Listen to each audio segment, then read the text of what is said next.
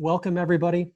My name is Gene Smallwood. I'll be helping moderate today's call. I'll do a more formal introduction in just a moment, but if I need to clear a few housekeeping items, if you don't mind first. For privacy reasons, I need to mention we're going to record this call. So any lawyers on the phone should be happy to know we're going to record the call. So that's my official statement. But before we truly begin, as I was watching everybody sign on, I just wanted to take a minute to acknowledge my appreciation for each of you. It struck me seeing how many people decided that this was a good use and value of their time, that this is not something we've ever done before, a virtual symposium or a town hall like this with a group this size. So like I said, time is valuable. I think in this industry and senior living, we know that time is something to cherish. So I would like to take a second to say a special welcome to the members of the executive leadership team from the American Heart Association Heart Walk, the community faith leaders that have joined us today, our media partners, valued partners like Furniture Land South, Mr. Harris and Sydney, thank you so much for joining. We also have some leading medical professionals across several disciplines, including subject matter experts on COVID testing from around the country, actually. We've got some friends and family of current and potential residents, and I believe, if I'm not mistaken, we even have a North Carolina State Senator on the phone. So Senator Garrett, if you're with us today, thank you so much for your support. I'd also be remiss to not mention, we have some of our own senior leadership at Kisco that's joined today, so thank you all for your continued support as well. This is a high-powered and impressive group. I'm privileged to be helping moderate. I hope I don't screw this up.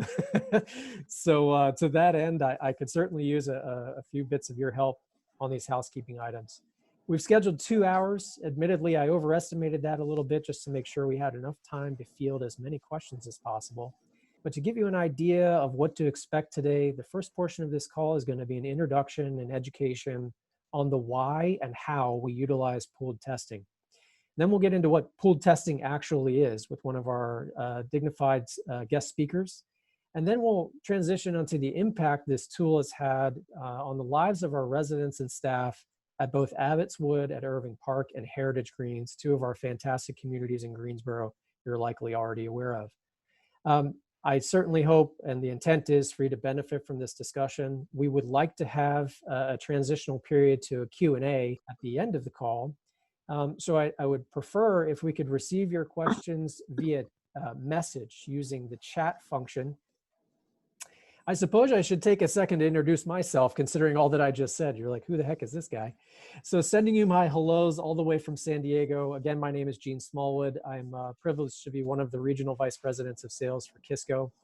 I'm pleased to be one of the two MCs for today's event. Most every other speaker will be on camera today. I do apologize ahead of time. I'm helping to control the show and we'll provide some visuals to support the discussion topics. So I'll be behind the scenes and on audio only, which I promise is not a thinly veiled excuse to still be in my pajamas. But my co-host and co-host with the most, I should say, Ed Ward, Vice President of Operations, will be helping to facilitate discussions and topics around pooled testing. Ed is our organization's point of contact for all things COVID testing. He has a wealth of knowledge in his own right, having held senior leadership roles in senior living industry for more than 15 years.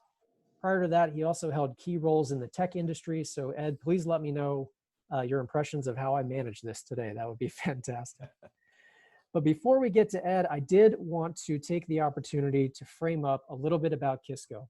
I thought it was best to provide just a bit of context as to who we are as a larger organization. As I mentioned, you're all likely familiar with Abbotswood at Irving Park and Heritage Greens, but I'd like to show you the broader organization and a little bit behind that.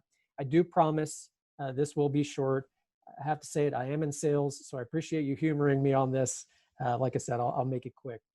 Running our numbers, Kisco was founded in 1990. We currently operate 20 communities in 6 states with over 3,900 residences across the continuum. We also have a team of 2,200 professionals taking care of our residents, many of whom are your family members, in fact, and a home office support structure of 70 people helping our community teams do what they do best, day in and day out. Our vision statement hasn't changed due to COVID. One of the many things that hasn't changed, or I should say one of the few things that hasn't changed, I guess. is to create communities where we share passions, live in balance, and build a legacy. Pooled testing makes this possible, and we'll talk about that in a minute. But I think importantly, our mission statement is to simply make a difference every day, whether that be in the life of a resident, an associate, a family member, the local community, our partners and peers in senior living. We really strive to make a mark on people's hearts and minds and lives. That's what we do for a living. That mission has certainly been challenged by COVID.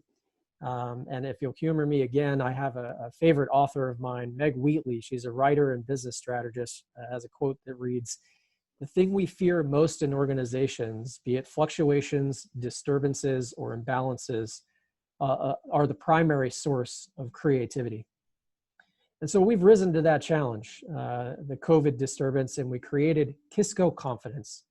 If any of you know Sam Shires, Shannon Norman, or Sarah French, our sales and business development team in Greensboro, you've probably seen or heard of Kisco Confidence by now. But we use Kisco Confidence to provide vision, direction, and clarity on how we help our residents and staff navigate and operate through this pandemic. We focus on 5 key pillars. We feel that being an industry leader in preparation and protection is key. Offering peace of mind to our residents and associates. Maintaining trust and transparency through things like open communication and dialogue. Knowing and promoting that residents are safe and sound by facilitating and supporting things like family connections, which we'll talk about later. And maintaining a service standard that, importantly, safely gives our residents a 5-star lifestyle. Pooled testing supports each of these pillars and is a foundational element in everything we do and how we currently operate. So with that, I just wanted to say thank you again, welcome, and at this point, I will turn it over to Ed to introduce and discuss pooled testing. So Ed, please take it away. Great, thank you so much, Gene. I appreciate that. I'm really excited to talk to you about our testing programs. This has been quite a journey. I think anybody in congregate senior living could tell a story, could write a book about the process and the journey. And we've certainly been on that process. And so I want to give you a sense of how we've come to the point that we're at, give you a sense of the innovation and the technology behind the testing protocols that we've put in place, and talk a little bit about the benefits of the testing protocols and what it brings to our associates and our residents. And like everybody, you know, we were struggling back in March to wrap our heads around what it is that we were dealing with. We started to read everything that we could, starting as early as January and into February, to identify how we needed to change our operating protocols and what we needed to do to keep our residents first and foremost safe. And I think throughout this journey, what you're going to see is a priority on safety first, a priority on safeguarding our residents, safeguarding the associates that provide care and services to those residents, and then along the way, integrating technology, using, you know, always following the data to address the pain points of the quality of life that our residents were experiencing. So way back in March, we started to restrict visitors. We identified the opportunity to assemble our residents into, you know, a safe bubble, restrict visitors so that those coming from the outside markets that might have a high prevalence of COVID, that we'd minimize that exposure. We started to look at our PPE stockpiles and determine how it was that we could ensure that if we had an outbreak, that we would have sufficient PPE supplies. We came up with our first version of our operating principles. Those operating guidelines and principles have evolved. I think we might be on our 15th iteration. We continue to change them and to revise them as technology and processes change. We began daily monitoring of residents and associates every single day, taking temperatures with non-touch infrared thermometers and so forth, and really started to look at, as we digested all the information that was out there. Dave, I'm on that call. What opportunities that Go ahead. we might have. I can speak. I'm listening. Hey, we might have to mute somebody there, Gene. But we started to wrap our heads around what it is that that we can do to not only keep our residents safe, but also to try to alleviate those pain points. So in June, we began a series of surveillance testing. We figured that one of the best ways that we could keep our residents safe is to introduce ongoing surveillance testing of our associates and residents who wanted to be involved in that testing. We found a lab partner that would turn around results very quickly. And when that processing time started to expand, as many of you read in the news, and it was really unacceptable for our purposes, we found a second lab partner. And from June onward, we've been doing ongoing PCR surveillance testing at all of our communities. We also implemented AccuShield. AccuShield is a screening device that is now in place in all of our communities that now captures a temperature reading on every visitor that comes into our building. We can affect very efficient contact tracing through AccuShield. And so we continue to look at the technology that was out there and how we could integrate that technology into our protocols to keep our residents and associates as safe as possible. Kisco Confidence is all about creating the safest environment for residents to live and for associates to work. We thought, as it's important to keep our residents safe, it's also important to create the safest environment for our associates. So associates have confidence as much as possible that they're not contracting COVID and taking it home to their families. So each of those focal points was important as we continued to develop our processes and our protocols. In August, I was very fortunate in that conversations that I had started with some potential lab partners back in May and June. At that point, we're actually talking about wastewater testing. We had read about wastewater testing utilized on some large campuses, some large enterprise customers and European cities. I had contacted a lab and it didn't quite work out. The wastewater testing didn't look so viable for us, but we continued to talk. And in August, the FDA actually approved pooled saliva testing. It is a PCR technology. And I was very fortunate to come into contact with Dr. Duane, who you'll hear from in a few minutes. They had reconfigured their labs and were now able to conduct pooled saliva testing. So we started a pilot. We picked 3 communities. We started pooled saliva testing. We really looked at the pools and the cohorts within our communities in 2 groups, 2 segmentations. Either higher risk or lower risk. Higher risk is simply any individual that leaves our community for any reason, whether it's a medical appointment, a social appointment, shopping. That's considered a high-risk individual. We test high-risk individuals 2 times a week. Lower risk individuals are residents that may not leave our community. They're tested once a week. And so we started a pool testing pilot. And we learned a lot in those 3 or 4 weeks. And what we found is that it allowed those pilot communities to expand dining, still in a socially distant and COVID appropriate way, but we were able to expand dining. We were able to expand our wellness activities and to do it with the confidence that we were able to identify COVID very early.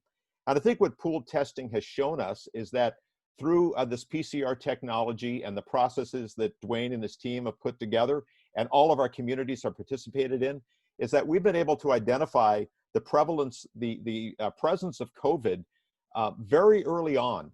And in many cases, we might identify a pool that is positive. Immediately, we will come behind that positive result with individual PCR testing for everybody in that pool. We're able to isolate residents that are in that pool until we've completed the PCR testing. And once we identify who within that pool is positive, then we can isolate that individual and keep them from exposing others. But we have found in numerous instances, very early detection of COVID, being able to isolate those individuals and to prevent the large outbreaks that concern so many of us. After the pilots were completed, we actually launched pool testing late September to all communities. So pool testing is now currently in place in all of our communities. It is up and running. We're keeping Duane and his team very busy. And again, as we've come through this journey, looking at how do we alleviate the pain points of those issues that are impacting our resident quality of life, pool testing has allowed us to do that, identifying COVID early, eliminating the need for quarantine. Remember, we had residents that might have been delaying medical appointments because they didn't want to quarantine for 2 weeks. No longer do they have to quarantine. We simply put them in a high-risk 2 times a week testing protocol for 2 weeks following the exit from the community, and we're able to monitor their health and the presence of COVID. So we continue to look at pain points for our residents and those issues that are impacting quality of life. And the most recent example of that is visitation testing. We realize that now that residents don't have to quarantine, what's the next pain point that we can try to alleviate to improve our residents' quality of life while not giving up on our first priority, which is safety? And that's our visitation program, which I'll talk to in a few minutes. And we've recently rolled out our visitation program to all communities. I do want to give you a sense of how the process flow. Gene, if you'll go to the next slide. I want to show the process flow. This is just a flow diagram that we created, and it's part of our training deck to our communities. We do ongoing surveillance testing of PCR, non-invasive pooled saliva. The higher risk groups are tested twice a week. The lower risk groups, for instance, residents that don't leave the community, are tested 1 time a week. If there's negative results on all of those pools, and by the way, Duane and his team are really great about getting us those results, 24 hours within the lab receiving the results, and I'm sorry, the lab receiving the samples, we do overnight the samples to the lab, so within 24 hours, Duane and his team will let us know if we have a positive pool. If all pools test negative, then we continue on the pool testing. If a pool tests positive, then we isolate that positive pool as much as possible. So if it's an IL pool, independent living rather, or assisted living pool, we can isolate those residents until we've conducted individual PCR testing through some of our other lab partners and determine who within that pool is positive. And then the rest of that pool can go on and enjoy life without any restrictions. And the individuals that test positive, we can isolate, make sure they're getting the care that they need. And then they will, once they're cleared, they can resume normal life on campus. I do want to talk on the next slide about our visitation program. So we're really proud of this program. We know of no other senior living company that is offering in-community safe visitation backed up by PCR testing. Everything that we do, we read everything that we can. We've reviewed all of the rapid antibody tests, the rapid antigen tests. We have the Binax Now tests, which are great for identifying, a quick test to see if somebody who's symptomatic might have the prevalence of COVID, and we can do a PCR test to verify that. But we really believe that PCR is the gold standard for all COVID testing, and so we've integrated individual PCR testing in our community visitation program. We think this is particularly important, especially during the holidays, because so many residents are experiencing isolation. They want to stay safe. And the visitation program allows a family member or a close friend to let us know that they'd like to come in and visit in our community. They come in, we collect a simple saliva sample. That sample is overnighted to the lab. The lab that we're utilizing for this is currently within a 24 or 30-hour turnaround time, even during the surge that we're experiencing. And then once we get that negative test result, that family member can come in and, wearing a mask, have a proper in-community visit within 24 hours of that negative test result. That negative test result starts that 24-hour clock, and that family member can come in and have a proper visit with their loved one. So we think this is like many of the things that we're doing in terms of our COVID response, our testing programs. We believe that the innovation that we've implemented is really leading the industry, and I think that's important because it's allowing us to keep our residents and our associates safe while we're integrating the best technology that we can find. We do believe, you saw that journey a couple slides ago. We hope that we're at about the 50-yard line, but if not, we are going to continue to stay up on the technology and integrate anything into these protocols that makes sense, as long as that priority of keeping our residents and associates safe is upheld. So what I want to do is I want to give you an opportunity to meet Dr. Duane Graves. Duane is just been an incredible partner for us. He's the senior principal and U.S. operations manager for SiREM Laboratories, and he's going to tell you he's just an expert in this area, and I'm always happy to interact with him. So, Duane, I'll hand it over to you. All right. Well, thanks very much, Ed, and to the crowd there that's watching my little video feed here, Ed said, be sure and look nice. So I put on my Ph.D. tie today to try to carry the banner. And I appreciate you guys taking the time to listen in. This has been a very exciting journey for us too. I've been in the environmental microbiology business for my entire career, which spans well over 30 years at this point. My first introduction to work along these lines was back in 2001 when I was a lead scientist, civilian scientist working for the post office as part of the bioterrorism anthrax cleanup of the post offices in New Jersey and Washington, D.C. That was a very intense time, but I learned a lot of interesting lessons that have carried through to now. I work for SiREM Laboratory, which is a wholly owned laboratory division of Geosyntec Consultants, and by that funny name, Geosyntec, we are obviously not a medically based company. We do landfills, groundwater remediation, environmental restoration, that sort of thing. However, for the past 20 years, SiREM Lab has been in business, and we do molecular testing of microorganisms in the environment, particularly ones that are instrumental in bioremediation of soil and groundwater. So when the COVID lockdowns started to happen back in the late winter, I hearkened back to my days with anthrax and said, this is going to cause our clients a lot of problems. We have all the tools necessary to really help our clients navigate through these coming times that are going to be pretty difficult. So we repurposed our labs, as Ed said, and we took the best available technology, which was the reverse transcriptase polymerase chain reaction, which is a molecular technique that looks for specific genes that are unique to SARS-CoV-2 virus. And we developed environmental techniques around that clinical technology, which allows us to sample things like doorknobs and TV remote controls and mice and keyboards and faucet handles and the like. It also, we adapted methods that allowed us to sample wastewater, which is quite a complicated mixture of lots of different things. In addition to what we put in it, a lot of other things go into wastewater. So it's a complicated matrix. And we also, when FDA and the CDC allowed us as a non-clinical lab to do pool saliva testing, we quickly adapted our methods for that, and that's where we really were able to connect with Kisco.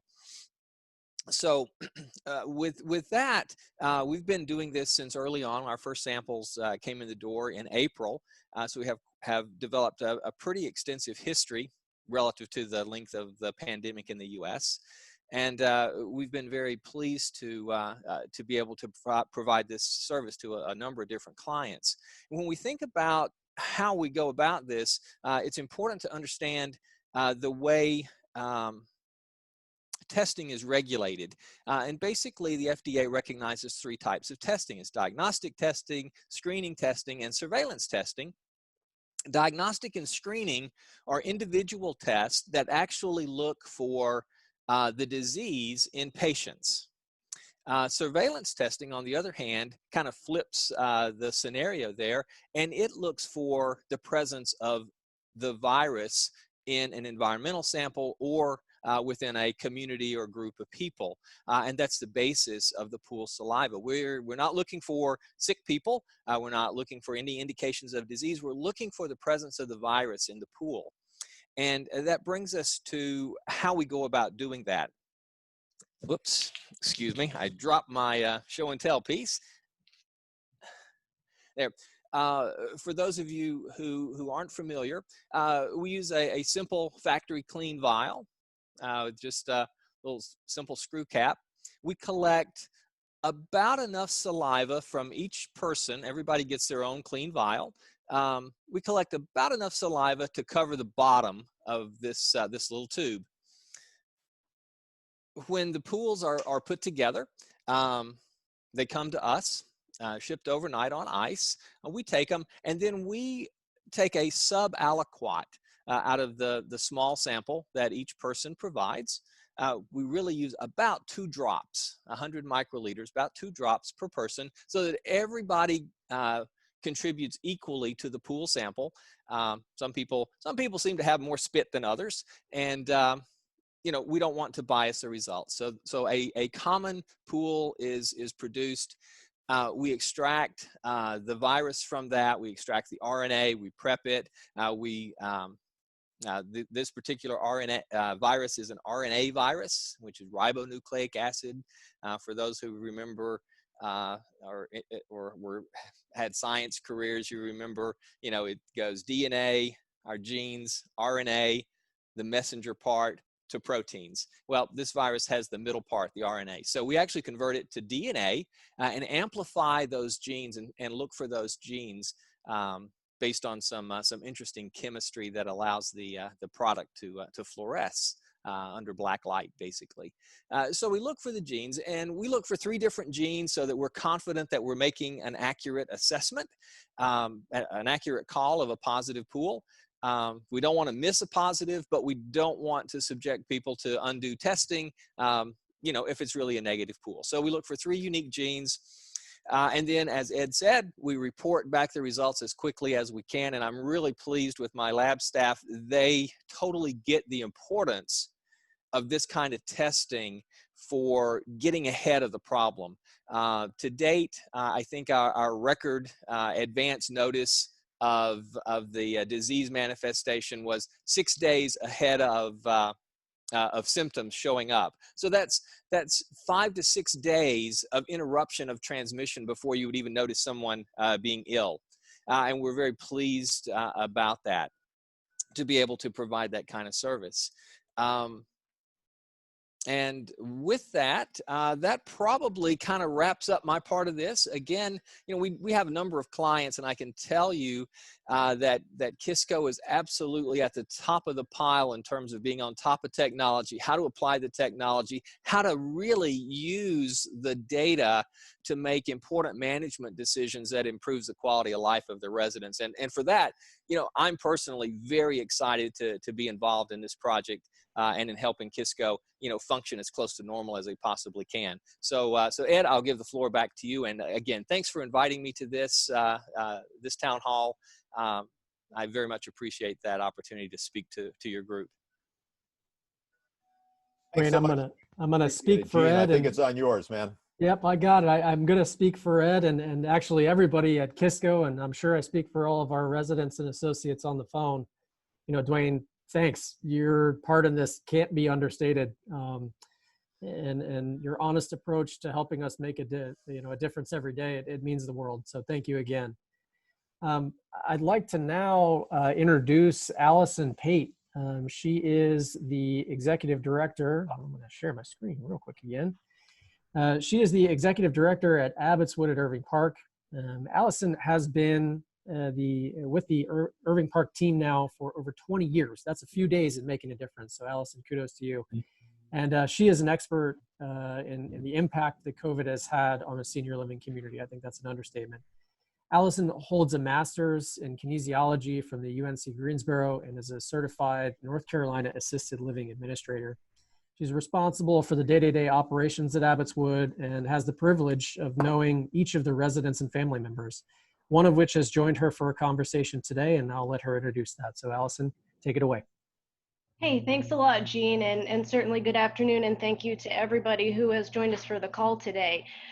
I have the pleasure to introduce you to a member of the Abbotswood family, Dr. Todd Gerkin. Dr. Gerkin is a general surgeon here in Greensboro with Central Carolina Surgery, and he's also son to David and Mary Louise Gerkin, who are residents here at Abbotswood. So welcome to the call, Dr. Gerkin.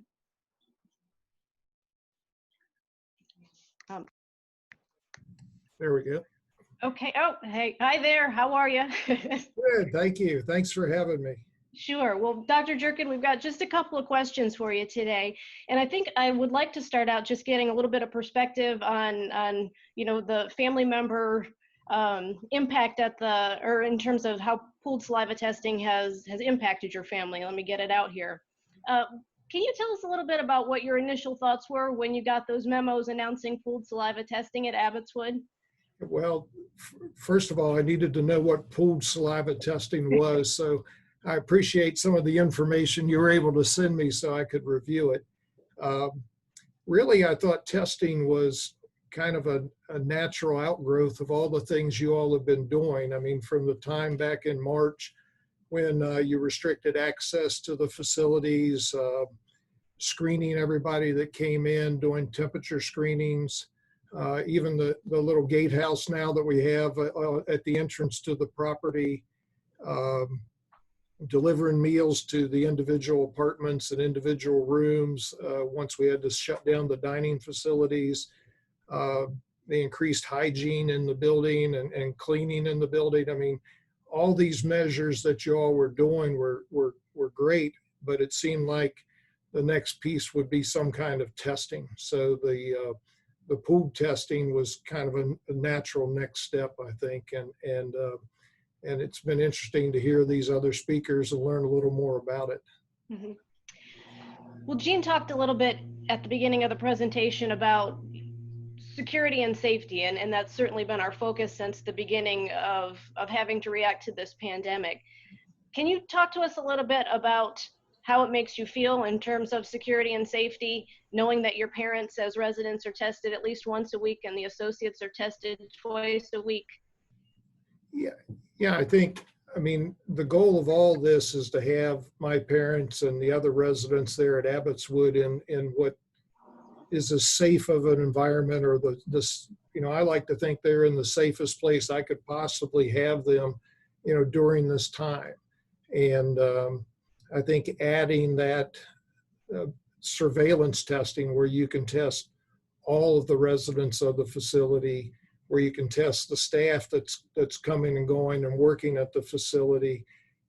I think that's a tremendous peace of mind for the families and for my parents. I think they appreciate the fact that they're being tested and that their neighbors and their friends in the building are being tested, and that the staff that's bringing their meals and cleaning their apartment and providing their activities are all being tested too. So I think it's a tremendous peace of mind, not just for the families, but also for the residents. Mm-hmm.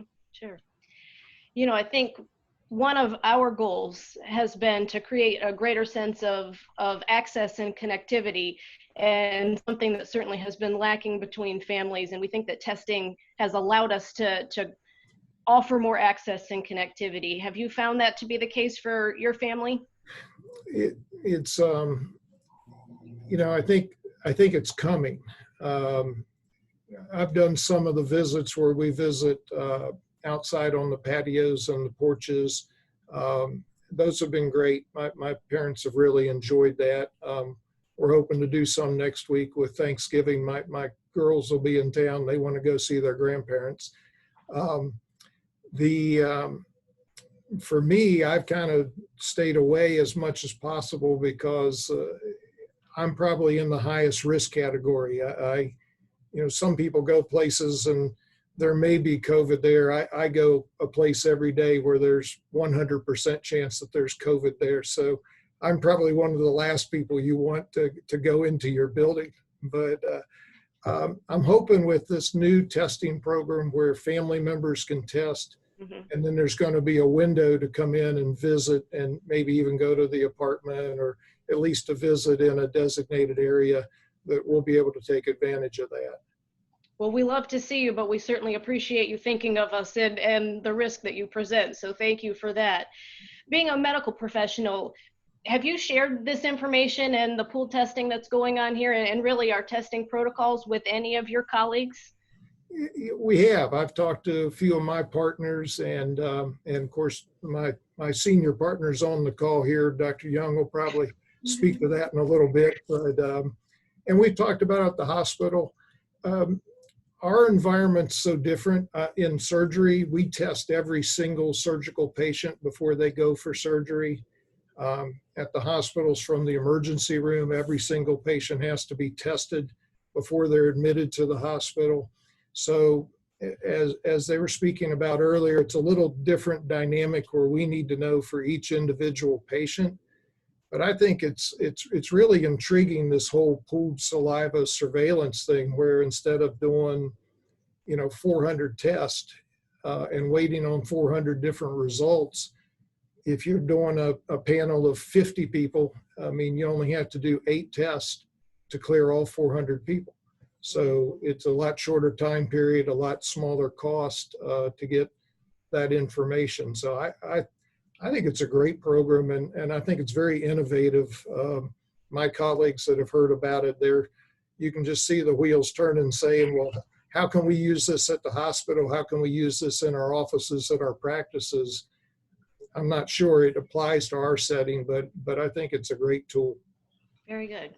Well, I've got one last question for you. I'm going to put you on the spot a little bit. As a medical professional, I would love to know what advice you would give to another adult child who has parents that are thinking of senior living, or perhaps even need senior living, knowing what you know now about pool testing and what's possible. What would you say to that adult child who may be looking at senior living options?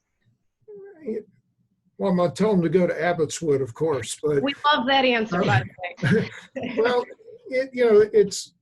I've thought about that a lot with my parents, because prior to coming to Abbotswood, my parents were with me. And I have a nice size home. I have facilities for them.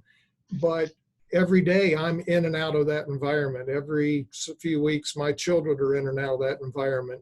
If I'm going to have people come in to help them, those people aren't necessarily going to be tested or screened.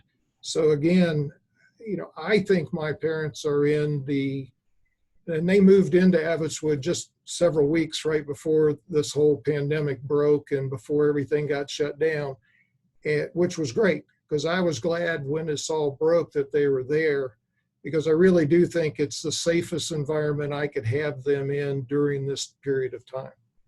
Very good. Well, we certainly appreciate you taking time out of what we know is your busy schedule to join us for the call today. So thank you very much, Dr. Gerkin. Well, I sure appreciate being invited, and it's nice to hear these other speakers you have. Thank you. Thanks a lot. Take care. Gene? Allison, thank you so much. Dr. Gerkin, thank you. That unique perspective of being both a physician and a family member, it really resonates. So thank you so much. We'd now like to introduce Will Eubank. Will is an Assistant Executive Director at Abbotswood at Irving Park. Will is going to share with you what all of this testing and the protocols that we have, how that's affecting the dining experience. Will? Thank you, Ed. So welcome everyone, and thank you for participating in the meeting, and thank you, Duane, for the efforts that your company's doing to keep us safe here, and thank you, Dr. Gerkin, for the plug to move into Abbotswood. I certainly appreciate that. The pool testing for us here, and me in particular, being a foodie by trade, I would say the biggest thing that I've seen is just having folks back into the dining room, allowing us to get in and open up the dining room and seeing the smiling faces and the having the conversations take place. Yeah, you're seeing some of the pictures. Currently that's a picture of Abbotswood. That's the entrance to the main dining room of the main building on our campus. And but just seeing the smiling faces and having the conversations taking place, it's been great. Dining is a very communal experience, and having the folks back into the dining room and being able to share those experiences around a meal is really what it's all about. So from an associate who's been here a while and been dealing with this for a while, it's been really, really nice to have the opportunity to get back into the dining room.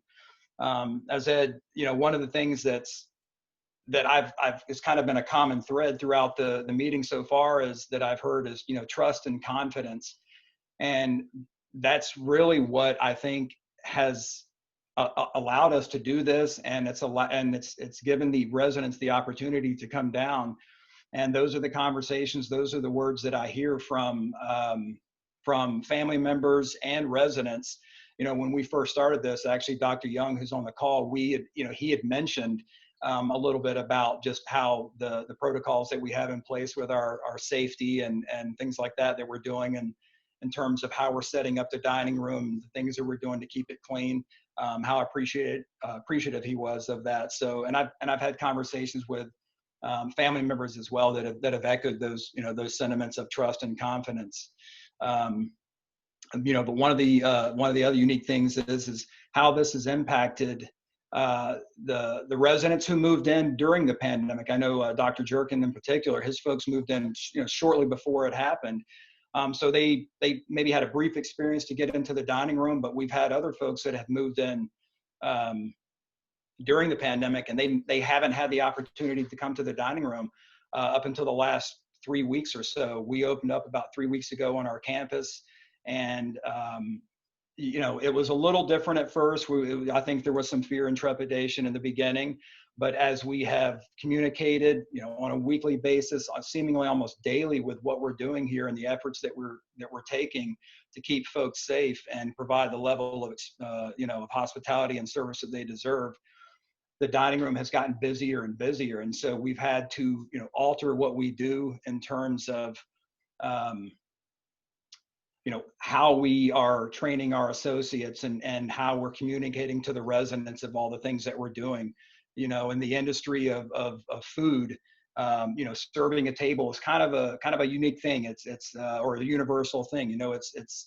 It's kind of the same everywhere, but that's pre-pandemic. Post-pandemic, or during the pandemic, I'm sorry, has really made us look at how we do things differently. And so that's everything from setting tables to kind of a segregation of duties, if you will, with who's doing what. A server, not to get too into the minutia of what the server does, but on a daily basis, a server is bussing a table, clearing a table, resetting it, and serving the food. Well, this has presented a little bit of a problem, so we've had to separate what folks are doing and have specific jobs for those folks in an effort to keep the residents and the associates safe, for that matter. So that's been a unique thing. And then just those folks who've come into the dining room who haven't been in the dining room prior to the pandemic, just to echo those things of hearing the conversation, seeing the smiles on their faces, hearing the feedback of how grateful they are that they can get in there and have a meal and share that experience of just being in a group of folks. It does look different than what we were doing prior. We've had a limited number of seats in our dining room, and again, that's all in an effort to keep folks safe. But the other piece of it is we've had to, with our staff, we had to retrain our staff of getting on the floor and waiting on tables. We've typically, it's they're on the floor and they're doing their thing, but prior to, when this happened, we had to rethink how we did it. So we were in conversations with our home office. We have weekly calls with our home office, and we share best practices of what's worked in other communities who've kind of been through it prior to us. And we're also, of course, following CDC, guidelines and the food industry guidelines. But we did dry runs with the associates for those folks who had never waited on a table in their life, and they have come in this situation. And so we had associates who had kind of been involved in this a little bit, and they were the guests, if you will. And we had associates who hadn't waited on them and had never waited before. So, and all in an effort to just kind of build that safety, that image of safety and keeping folks well-trained and safe. So that's been another piece of it. But, the one thing that we tried to do throughout this whole last 3 to 4 weeks is just communicate constantly of what we're doing. And it's definitely worked, because where we are now versus where we were, say, 3 to 4 weeks ago is completely different in terms of not only the number of folks that are coming to the dining rooms on our campus, but how we are delivering those meals in the dining room from what we talked about 3 to 4 weeks ago. When we started this, again, we did floor meetings, and we met with all the residents, and we just kind of shared how this is going to go. And that was the one thing that we reiterated was what it looks like now. It may not look that way, a week, a month from now, and they've all been very, very receptive with it. And again, it's just been a great experience. It's been very rewarding for not only the associates, but the residents as well and family members. So I think that's about all I have. I appreciate you having me. Thank you for the opportunity, and I'm happy to field questions at the end of this if anyone has anything. So thank you. No, thank you, Will. You know, that as you mentioned earlier, there's such an emotional connection to food. You know, we all have it. So your efforts here are critical to the long-term happiness of our residents. And, you know, these are tough times, and your ability to spearhead your team's adaptation and training on new protocols is fantastic. So, you know, thank you very much. I would now like to introduce Gina Rice, who is our wellness director at Heritage Greens. Gina is a certified activity coordinator, certified dementia care specialist, and holds an NETA senior fitness certification specializing in Alzheimer and dementia care, as well as introducing Jeremy Reed, the executive director at Heritage Greens. Jeremy has a distinguished career also in the culinary field, much like Will. And prior to joining Heritage Greens in 2005, he won Kisco's Community Manager of the Year in 2016 and was promoted to the Executive Director of Heritage Greens in March 2019. So thank you both for joining today. And Gina, I know you're excited to share more about what residents have been talking to you about. Well, I think overall, seniors are a tough breed. They've gone through so many hurdles already in their life. But this is one that we have 3 centenarians who actually were alive in the last pandemic, but they were very young.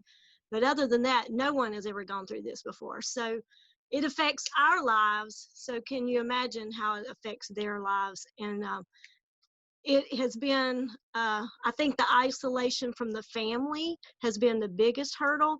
And then their fear of engaging with others who might cause them to contract it or whatever.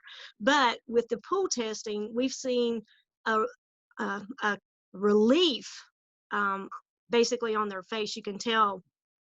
We've got attendance increasing in our exercise classes.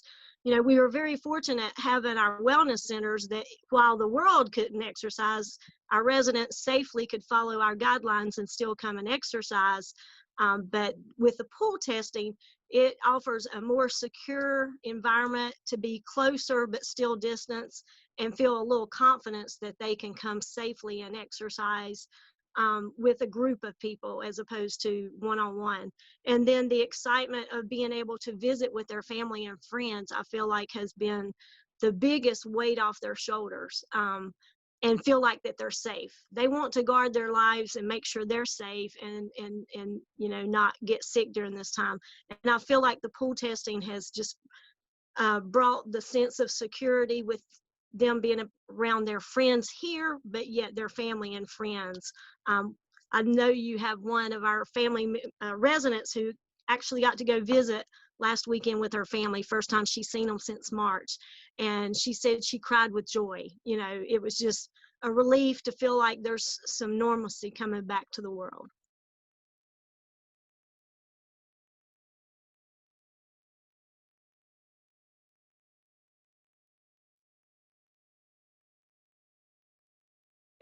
Sorry, I was on mute there. This is a part of where I'm supposed to take over. I'm sorry, Well, Gina. I'm good. I thought I got lost. I made the mistake of talking while I was on mute. Somebody was bound to do it, so that was going to be me. We wanted to share these quotes with you all, and I wanted to put them on screen. And Gina, this is something that I think is particularly impactful for you to share these directly because you know these residents, you work with these residents every day. So please feel free to take over for me. One of our residents, she said it boosted her confidence that during the testing, and she actually feels proud that we are taking such good care. And then I went, as I spoke a while ago, she went to eat with her family this past weekend, and it was just, she said she was just overjoyed at the fact of being with her family and friends. And we just actually hosted a tea party. And the residents went around the room and said, you know, what they were thankful for.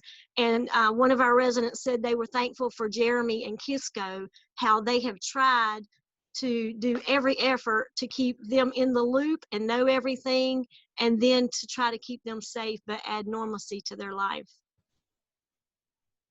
And thank you, Gina. And I believe Jeremy would love your perspective on the reality of COVID and how pooled testing, from your standpoint as executive director and responsible for resident safety and security, how it impacts you.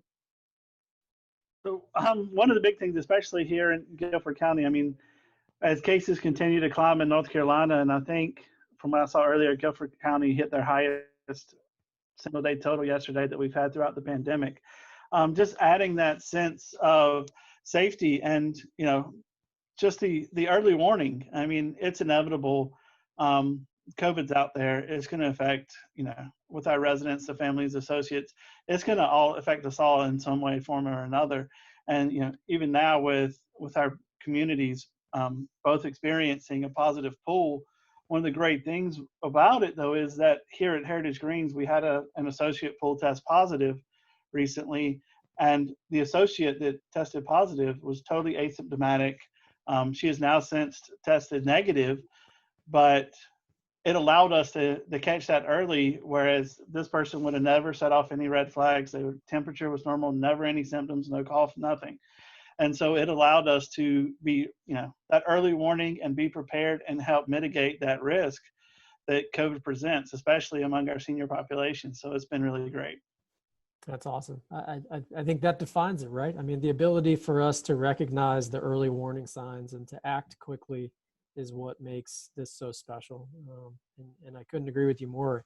You know, COVID exists and it will impact congregate settings. We see it every day. It doesn't discriminate. And fortunately, because of this technology and being an industry leading tool, we have the ability to mitigate that risk. So what you're doing and bringing back dining and wellness and programming, it is fantastic. And I'm sure I speak for everybody when I say thank you very much for that. So Gina shared some of those testimonials up on the screen there with the residents. We're going to take that a step farther. So I'd like to recognize Allison again to introduce and discuss the impact of pooled testing with one of our pretty special residents. So Allison, back to you. Thanks, Gene. It's my pleasure to introduce to you Dr. Peter Young. Dr. Young is a former surgeon, as you heard from Dr. Gerkin. They were partners, of course, here in Greensboro, and Dr. Young is a current resident here at Abbotswood at Irving Park. You out there, Dr. Young? I'm here. Well, good afternoon. And before we get to the nitty-gritty, I understand you were thinking about giving up half of your golf game to join us today, so we need to know if that happened and how it came out for you. Well, it did happen. The weather is beautiful here, as I've discussed earlier. You know, middle 50s, clear sky, no wind. And we were playing today, and I said, well, I've got to leave after 9 holes because I'm supposed to be on a call at 3 o'clock. But someone asked me, said, I understand you're an avid golfer. Said, well, enthusiastic might be a better phrase for it. We appreciate your sacrifice. The first thing that I would love to ask you is to just get your thoughts on how the pooled testing has changed how safe you feel in engaging in the social aspects of our community life. Well, I think it's made a big difference. Prior to the pool testing coming up, when we were just daily screening with temperatures and with questions, I thought that was pretty good. And then I heard about the pool testing, and I did actually take advantage of researching it a little bit. And it's clearly a really good way to screen larger groups of people without having to individually test them. At that time, I think you all were doing some random testing, but that, you know, that's a limit to how far you can go with that. This allows you, in effect, to test everybody in a screening manner, and then only really test the people in a pool that turns out to be positive. I think that's a big security difference. To keep hearing that the pools are all negative makes everybody feel better. I mean, the virus is ubiquitous, and we're going to get it sooner or later because there's no way you can move around without it being present. But I think the pool testing, at least for me, makes me feel much more secure. It gives me a good answer to residents who keep asking me, you know, if it's not broke, why are you trying to fix it? And I said, what do you mean? They said, well, we don't have any COVID patients here. Why do we have to keep being restricted? And I said, well, did it ever occur to you that maybe that's the reason we don't have any? And that I think the more screening and testing you do, the better off you are. You can detect early people who developed a positive test, and then you can isolate them and try to keep it from spreading around within the resident population. I feel very comfortable with it. Very good. Well, you mentioned that the pool testing makes you feel secure, and we of course love that word. Do you feel like you have a level of freedom that you might not otherwise have? And can you elaborate on what that means to you in your day-to-day quality of life?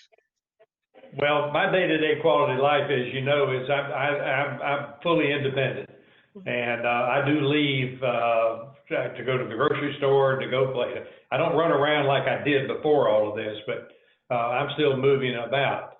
I think it makes me more comfortable doing that without worrying quite as much as am I going to be the vector that brings it into the community? Because if so, it's going to be detected at a much earlier state. Sure. And I like that. Sure. Well, you are a very active and engaged resident, and we talked a little bit earlier about how we go about testing and risk level. So you are what we consider to be a high-risk resident. Do you mind describing for the folks on the call a little bit about our high-risk process and what that means to you and your day-to-day life?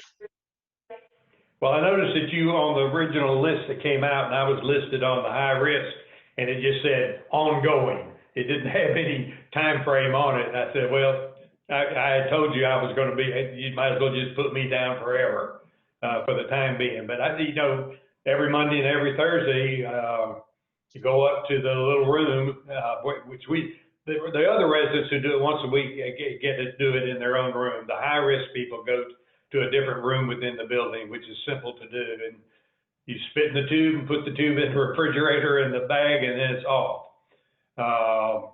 I think without question that the security of this is paramount. Good, good. One last question for you.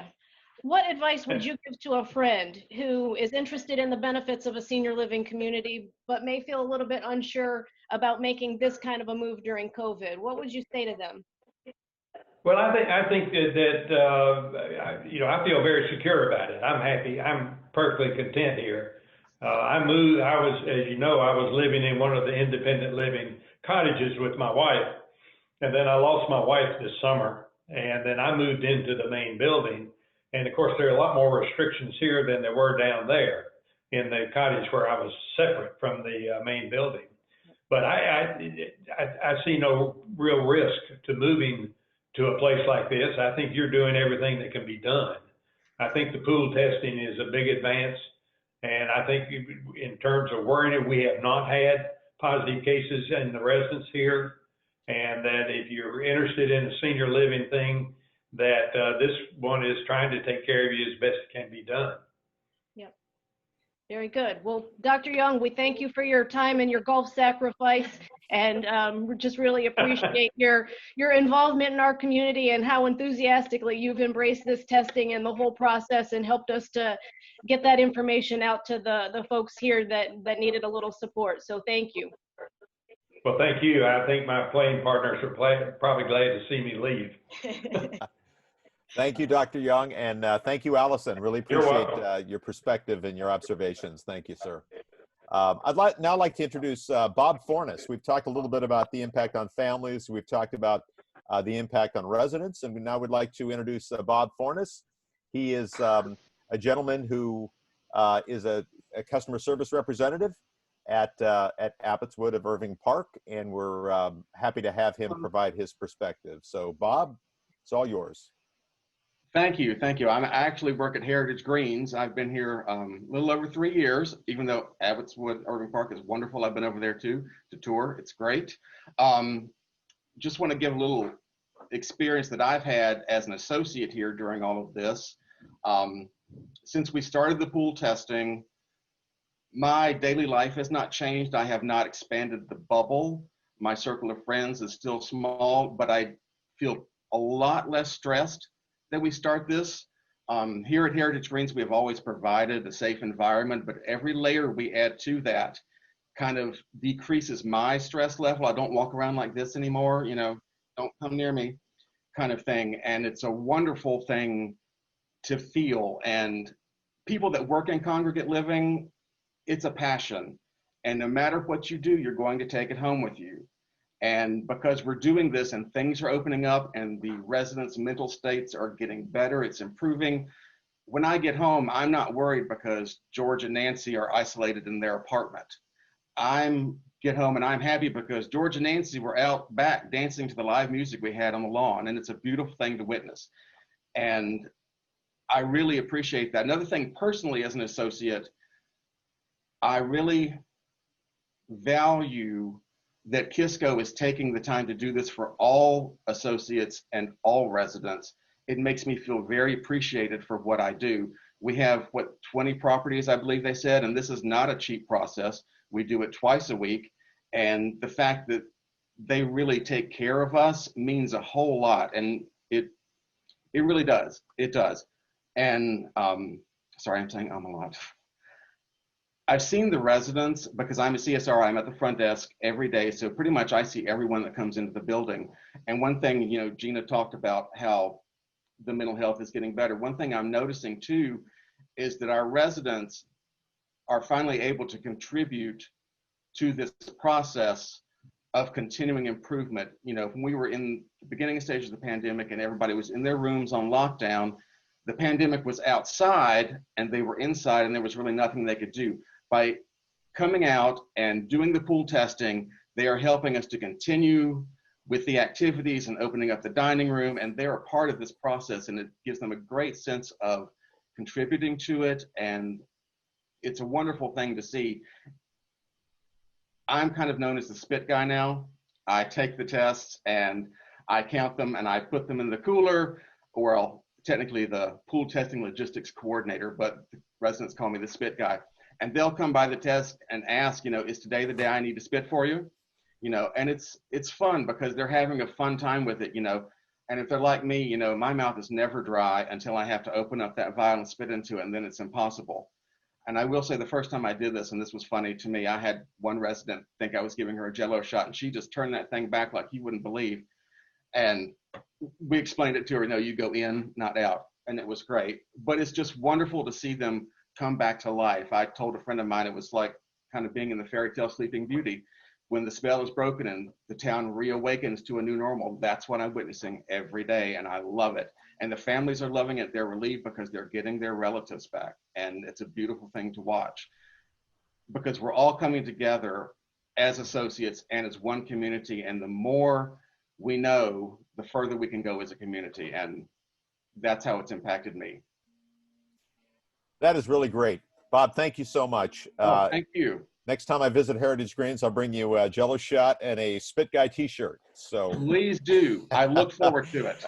Thank you for your passion and your empathy and your enthusiasm. Really do appreciate that. So thanks so much. My pleasure. Gene, I think it's at the point of the program for questions and answers. Is that correct? It is, Ed. Thank you very much. So I'm scrolling through the chat here, and I believe the first one we received was really for Duane. If Duane, we still have you on the line. The question is, what were your original thoughts when approached by a senior living company wanting to utilize this technology? Good question. And honestly, my parents have been through this. They've spent their last days in an assisted living facility, and I get it. And the thing that we actually were out looking for and continue to look for senior living companies that we can provide this service for. We have capacity yet because we see it as you know, as something that we really want to provide to help improve the quality of life of precious people like my parents. So, you know, it was kind of this mutual thing because, as Ed already said, we had talked to him early on about wastewater before CDC gave us the clearance as a non-clinical lab to do the pool saliva testing. And when pool saliva happened, we already had the methods developed. So, this was a marriage that we were really looking forward to, and we were thrilled when we made the reconnection with Ed, and he was excited about moving in this direction. So it was a fulfillment of what we hoped the technology would be able to bring. Excellent, thank you. Our next question, Ed, this may be a good one for you actually, is I'm interested to understand the cost of this strategy, and is it scalable to reduce the cost per individual? Yeah, it's a really great question. I think one of the things that was already talked about, I think maybe it was Dr. Young or Dr. Gerkin had talked about the efficiencies of this process. We had been looking at a variety of different testing methods to provide confidence that we could identify COVID quickly, and the security that our associates and residents could be kept as safe as possible.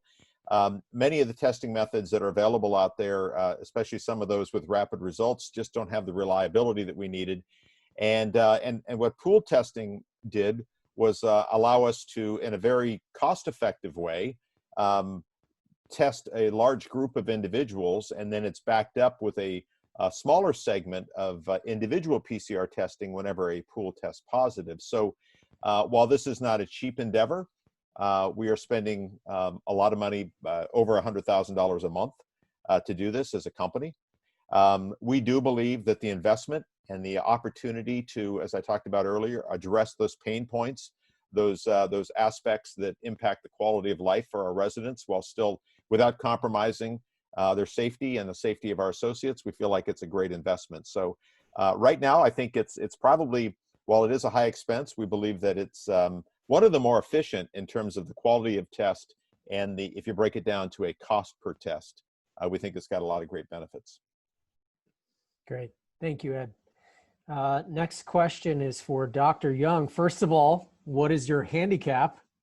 And secondly, do you feel that pooled testing at Abbotswood it gives you more peace of mind in your normal day-to-day activities? And if so, can you elaborate?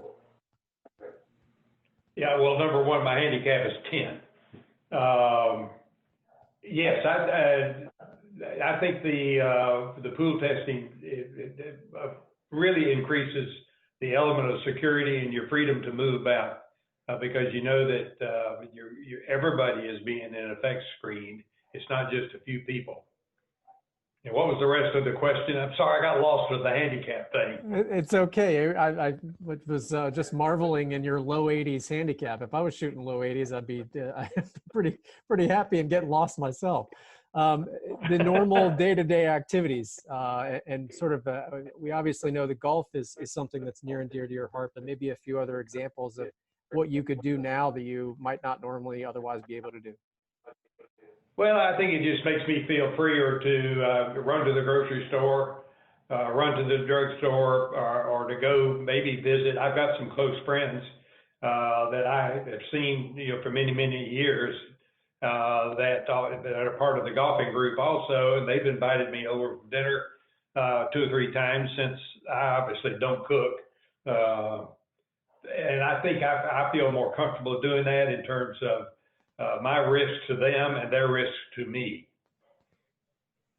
Excellent.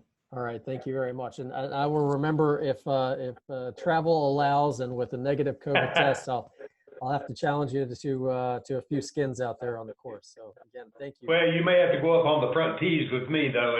At age 84, I don't hit it near as far as I used to. I never hit it very far. So I think we'll be a good match. So, well, you may like the shorter course then. I love it. It's great.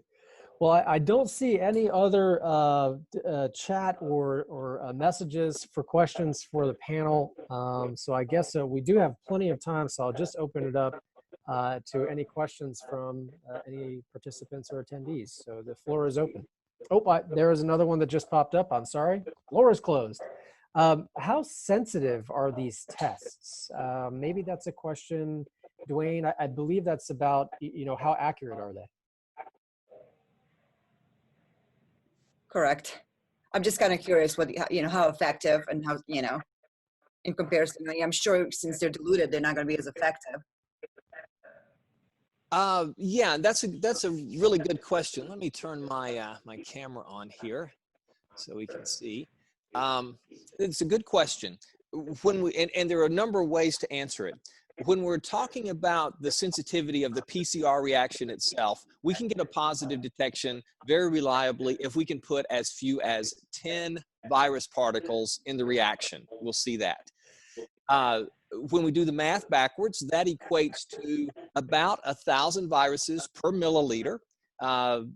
Somebody that's infected, according to the scientific literature, on the very, very lowest end, will shed about 1,000 viruses per milliliter, up to 100 billion viruses per milliliter. And there's no way in the world we'll miss that, no matter how much we dilute it. We set the size of our pools from 3 to 100. 3 is kind of a HIPAA thing. We figure if we got 3 people, we'll never figure out who they are, which is important for us. 100, we're starting to get to that dilution area where we're really worried. You know, we've knocked off a couple of orders of magnitude of sensitivity there. So to detect in a pool of 100, then we have to have, if we can see, you know, 1,000 particles per milliliter.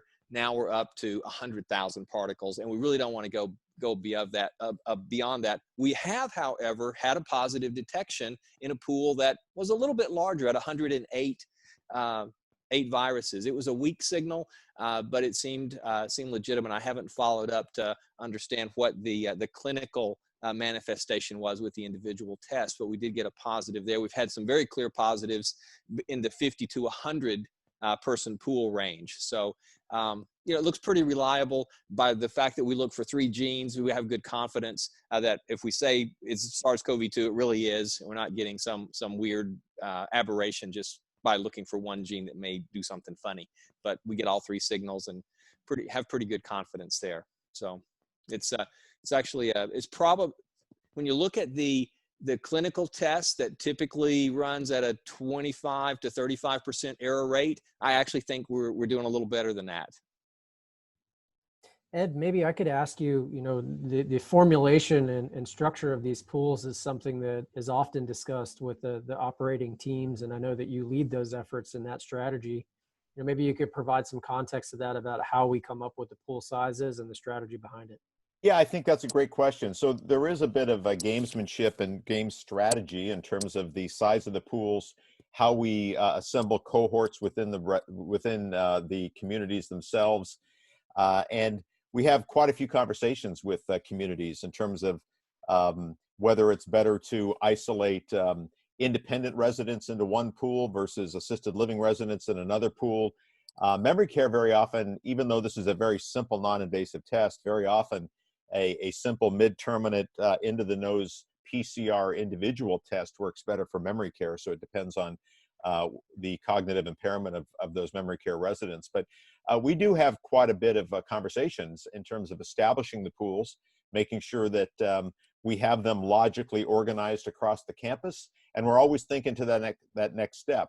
That really is the litmus test, is how would you react as the executive director if you had a positive pool?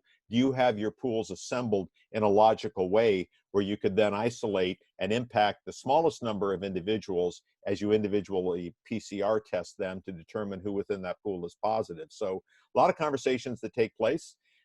There is a different cost for a 50 size pool versus a 100 size pool.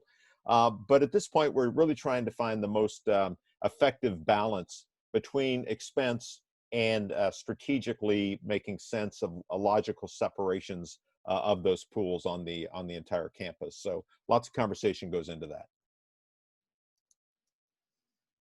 Excellent, thank you.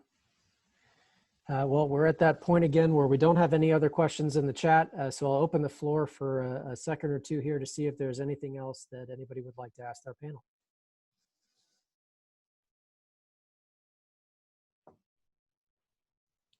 All right. Jean, I think Sam has a question for Duane. Oh, great.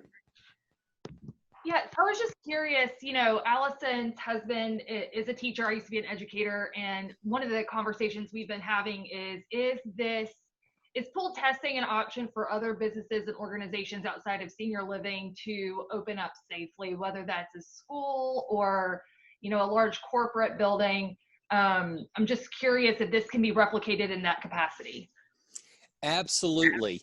Another segment of our business is particularly with smaller colleges in that 1,200 to 5,000 student range, where they don't have strong research programs and aren't able to facilitate their own on-campus testing.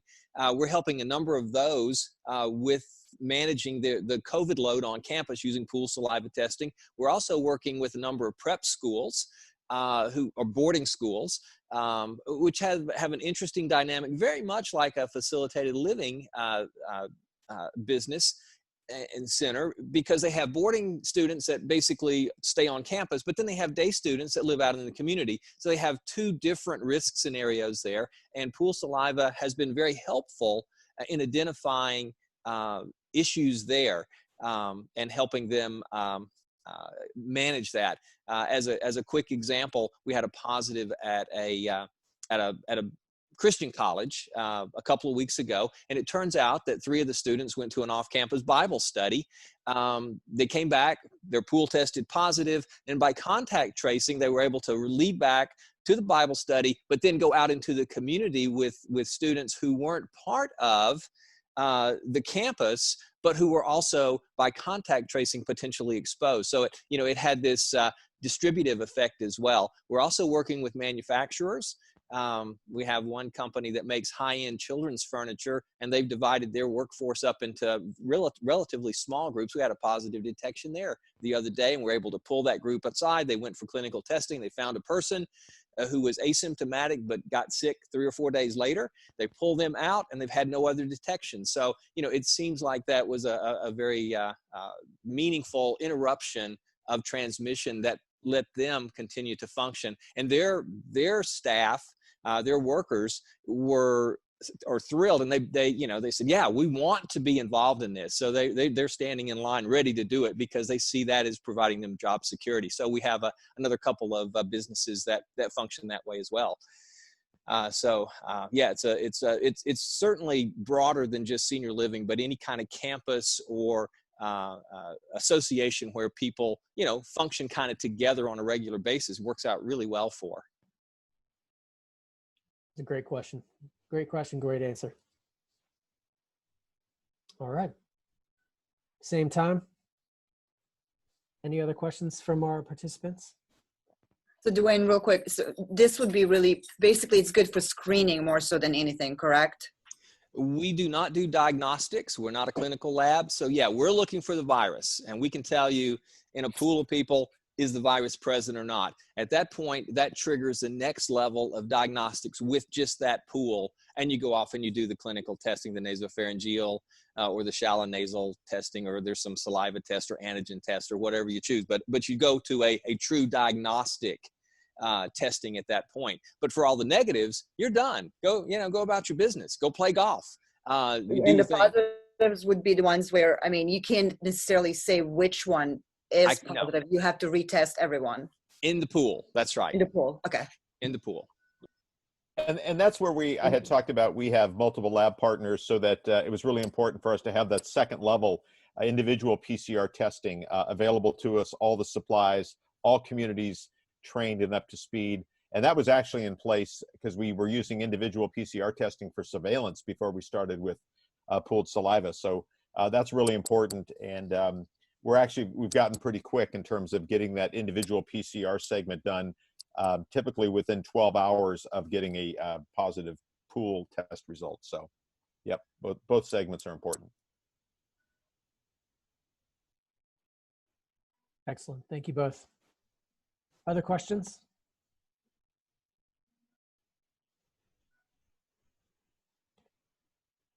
Well, we've got kind of a rule in Kisco. It's the 8-second rule. If we open up for the floor and there's no questions, we call it. So I think at this point, I'll take the opportunity to say thank you all so much for joining. On behalf of Abbotswood at Irving Park, Heritage Greens, and all of Kisco Senior Living, really appreciate your time. Hope this was informative, educational, and inspirational. So take care, everybody, and we will see you soon.